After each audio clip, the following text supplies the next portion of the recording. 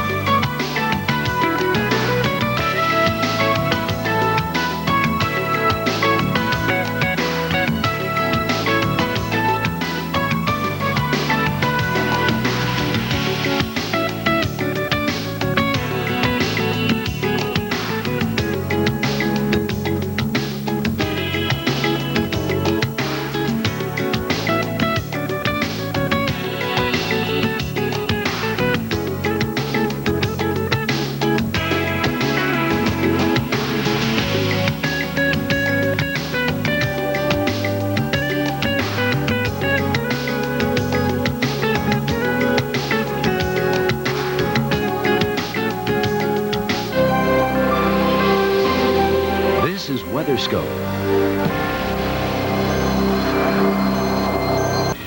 Snow and freezing rain will be developing throughout the day for the Northeast and the Mid-Atlantic states. Good morning and welcome to WeatherScope. I'm Vivian Brown. The first to be hit will be the Washington, D.C. region, with heavy rain from the south moving into cold air. As a matter of fact, the current temperature in D.C. is only 32 degrees, and we have reports of freezing rain.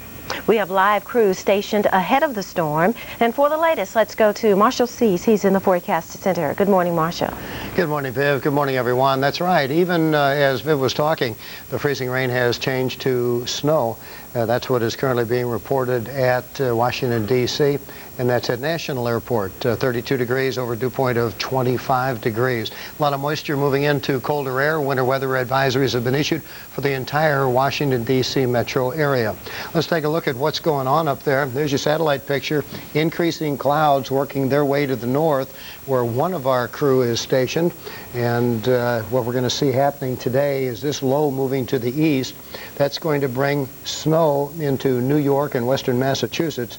And then we have another low over at Atlanta, Georgia, and that is driving moisture northward, and it will continue to deepen and move to the north. Now, as this moisture confronts cold air in the northeast, and we're going to see it changing to icy conditions. These are the temperatures at the surface, as you can see, hovering right around the freezing mark, and plenty of moisture working into western Maryland, the Cumberland Plateau, northern Virginia, where we've had reports of freezing rain, snow, sleet. Out in West Virginia, it's mostly freezing rain right now, but now in the Washington, D.C. area, we have some snow again at National and freezing rain and sleet at Dulles, while Baltimore had reported snow. Snow has since ended, but more is on its way. As Vivian mentioned to you, we do have a crew stationed in advance of the storm. Mike Seidel is in Rockville, Maryland, and Kristen Dodd is in Worcester, Massachusetts, waiting tonight and later this afternoon. There's a threat for as much as a foot of snow to the west of Kristen. First, we go to Mike Seidel in Rockville, Maryland. And Marshall, here in Rockville this morning, we had a little bit of snow over the past 15 or 20 minutes. Now it's just about all sleet. The temperature here at 31 degrees. And the rush hour this morning is moving very, very nicely. A lot of the schools here, especially out here in suburbia, Montgomery County, PG County, and over in Virginia and Fairfax County, schools are opening late this morning by 2 hours. So that's probably helping and cutting down on this rush hour. 270 traffic flowing smoothly heading into the district. We expect some sleet, freezing rain in the area, and if you're in the city and south and east of the city, out towards Annapolis and south and east of Baltimore, it should change over to all rain by mid-afternoon. Now out here in Montgomery County and points north and west, the changeover will take later, so there is a higher risk of additional ice accumulations. Now out in Fauquier County, Frederick County, and those areas out through the Shenandoah Valley and the Panhandle of West Virginia, there's a winter storm warning as excessive ice accumulation, significant ice accumulations could likely occur by tonight, and that could mean some problems with the power, certainly as the ice accumulates on the trees and the power lines. So again, we're starting off the rush hour in pretty good shape, but it's going to go downhill from here. Best advice, extra distance and watch the bridges, overpasses, and on-ramps. Something that's not going to be a real concern, at least this time around, thank goodness, is freezing rain in New England. This storm looks like a snowfall for the Northeast, and let's get the update now from Kristen Dodd, who's in Worcester, Massachusetts. Kristen? All right, thanks a lot, Mike. And the fact that it won't be a big freezing rain event for the northern portion of New England is definitely good news, as folks there are still without power. Now here in southern New England, I am in Worcester, which is just about 50 miles to the west of Boston, and I'm at the regional airport here. No problems as far as the morning commute. You can see some evidence, though, of what the winter has been like here in central Massachusetts. Still looking at a little bit of that ice that is remaining on the ground, as they have had a very snowy and icy winter so far here. On December 23rd, they had a huge snowstorm and accumulated about 23 inches of snow, and it was snowing at a rate at one point of 5 inches an hour. So folks in this region know what a snowstorm can do, and they are getting ready for it. Here in the central portion of the state, it looks like we are going to see all snow beginning later on this afternoon on into the nighttime hours and tomorrow. In Boston, it looks like you'll start out as snow and possibly change over to that freezing rain and sleet mix, and then all rain out toward the Cape. But it's going to be a messy situation here, and we're going to be bringing you live reports for the next several days. Back to you, Marshall. Kristen, you are under a winter storm warning both in Worcester and Boston, and it looks like, as you said, some heavy snow could develop in the Berkshires, and that winter storm warning in effect for tonight and tomorrow. Let's take a look now and see what the weather looks like it's going to do as we check out the Northeast today.